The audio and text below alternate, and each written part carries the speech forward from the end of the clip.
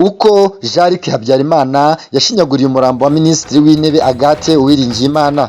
Ni inkuru itugezeho kano kanya. Jean-Luc Habyarimana, umuhungu wahoze ari perezida wa Repubulika Juvenal Habyarimana, cyane ko uyu mugabo Juvenal Habyarimana yayoboye u Rwanda rwose, gusa yarusize nabi kubera ko yakoze cyangwa se yatumye cyangwa se ashyira imbaraga mu gukora jenoside yakorewe Abatutsi. Ikindi kandi uyu muhungu wa Habyarimana akomeje kwigaragaza nk'umuntu mwiza kubera ko akomeje gusura igihugu cya Kongo cyowe na Perezida Felix Tshisekedi.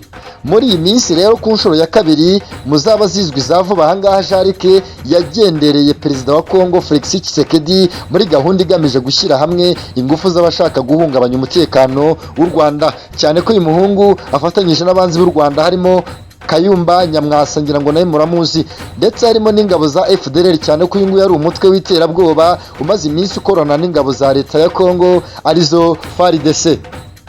Izi ngendo kandi u Rwanda rwarazimenye ndetse ruvuga ko ubu bufatanye bugamije guhungabanya umutekano w'u Rwanda ari intambwe mbi Tshisekedi akomeje gutera mu gihe umugambi w'amahoro wo mu burasirazuba bwa Kongo wari umaze iminsi uganirwaho, cyane ko wari mu murongo w'amasezerano yabereye i Washington ndetse na i Doha muri Qatar.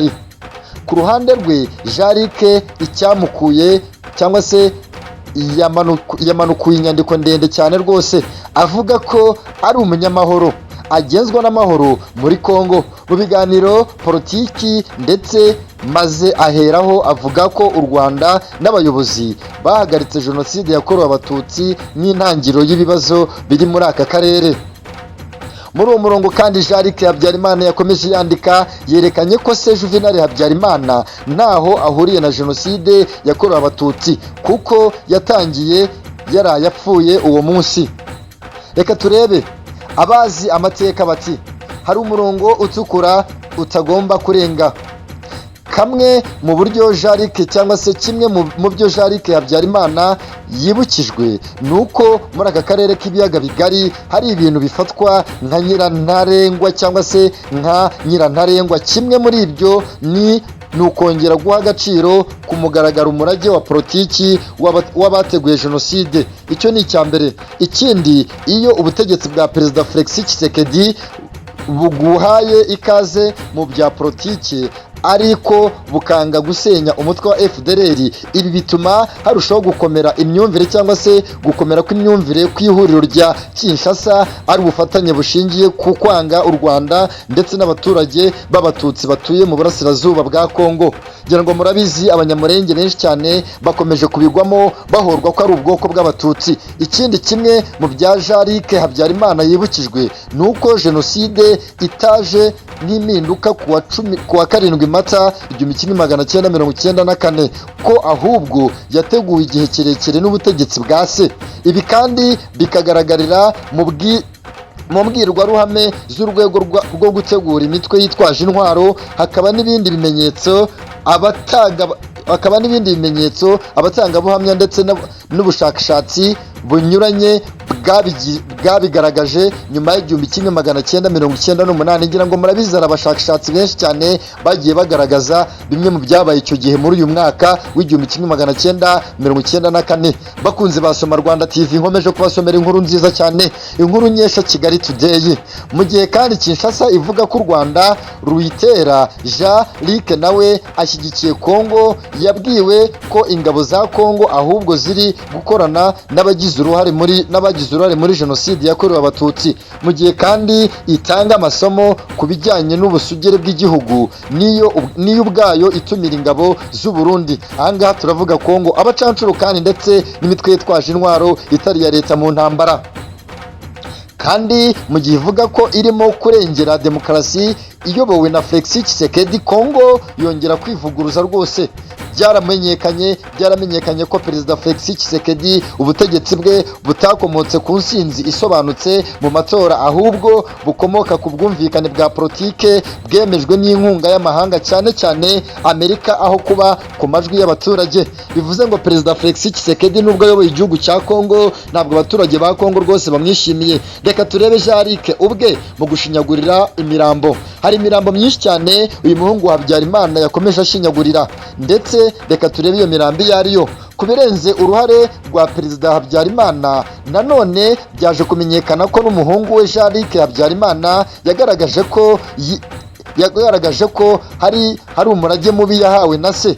Olivier Nduhungirehe, ngira ngo murabizi, uyu nguyu ni Minisitiri w'Intebe w'Ububanyi n'Amahanga w'u Rwanda, yabwiye Jean-Luc ati sinakwirirwa rwose ninda ku buhamya bukomeye bw'ababonye ibyabaye mu maso yabo, abakobwa cyangwa se abakobwa bundi muntu wahitanywe n'igitero cyo kuwa 6 Mata 1994 ku ndege ya So. Ibyo se urabizi wa mwana we? Abo kandi ibingibi mvuga ni Minisitiri Nduhungirehe rwose bivuze. Abo batangabuhamya bakunze kuza mu izina imbere y'urwego rw'ubugenzacyaha rwa gisirikare mu Bubiligi kuwa 22 Kamena 1994 bakurega gushaka kurasa umurambo wahoze ari Minisitiri w'Intebe Agathe Uwiringiyimana wari ushinzwe cyangwa se wari wishwe muri icyo gitondo. Bivuze ngo bashakaga gushinyagurira uyu murambo we nubwo wari wapfuye, ariko bifuzaga kongera kuwurasa, ikindi ukoresheje imbunda ya gisirikare yo mu bwoko bwa Victor L4 wari usanzwe witwaza. Abo batangabuhamya kandi bavuze ko mu rugo rwa Habyarimana kuwa 7 Mata 1998 amatelefone yaramutse acicikana, aho François Mitterrand wari perezida w'Ubufaransa n'inshuti y'akadasohoka ya Habyarimana ndetse na Mobutu Sese Seko wayoboraga Zaire y'icyo gihe bakomezaga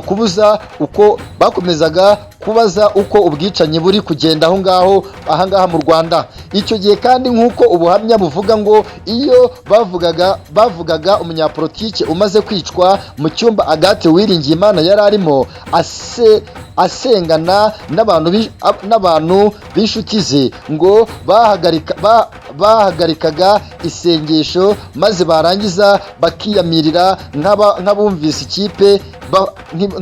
nk'abumvise ikipe bafana itsinze igitero.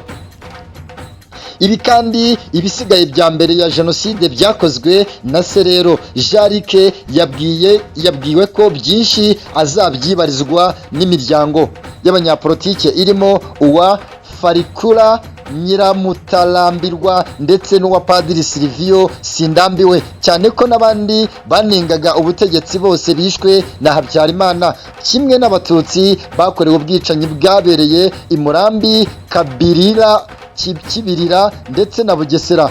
Ikindi kandi mu kigo n'ahandi hatandukanye mu gihugu mu ntangiriro z'imyaka y'1990 ndetse n'abashobora gutanga ubuhamya bwabo.